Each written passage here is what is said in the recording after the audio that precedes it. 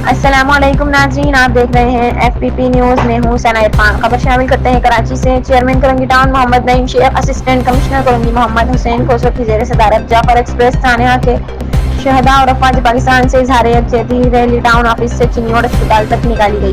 Chairman Korangi town Mohammad Naeem Sheikh ने कहा है कि मीडिया इत्तलात के मुताबिक ये रकमाल बनाए गए सैकड़ों अफराद में आम शहरी, पाक फौज के जवान और सिक्योरिटी फोर्सेज के एहलकार शामिल हैं।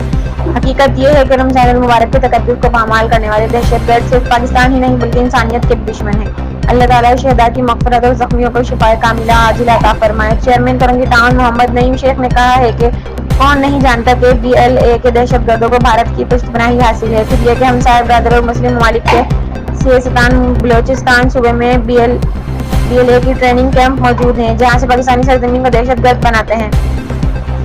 इनके फिलफौर खात्मे के लिए भी हुकूमत पाकिस्तान मुतालबा करे। माजी में CPEC पर काम करने वाले चीनी इंजीनियर्स भी BLA के दहशतगर्दों का निशाना बनते रहे। उन्होंने कहा है कि दहशतगर्दों का दिन दहाड़े चलती ट्रेन को अगवा करके यूं मुसाफिरों को रकमाल बना लेना। हकीकत यह है कि पाकिस्तान के अंदरूनी और बैरूनी दुश्मन बलूचिस्तान में अमन अमान की सूरत हाल को बिगाड़ने के लिए अपने दहशतगर्द नेटवर्क का इस्तेमाल कर रहे हैं। उन्होंने हुकूमत और मुक़्तदर हलकों को मुखातिब करते हुए कहा है कि पाकिस्तान को दहशतगर्दी के खिलाफ पॉलिसी का भी संजीदगी से जायजा लेना होगा, क्योंकि मौजूदा पॉलिसी से मतलूबा अहदाफ हासिल नहीं हो पा रहे। लिहाजा तमाम स्टेक होल्डर सर जोड़कर बैठे और मुल्क के अमन अमान को बहाल करने के लिए एक नया लाया अमल बनाए। Report Mohammad Anas, cameraman Mohammad Hassan Rajput. मज़ीद खबरों और तर्जुमों को जानने के लिए देखते रहें FPP न्यूज़। इजाज़त चाहूँगी आपकी एंकर सना इरफान।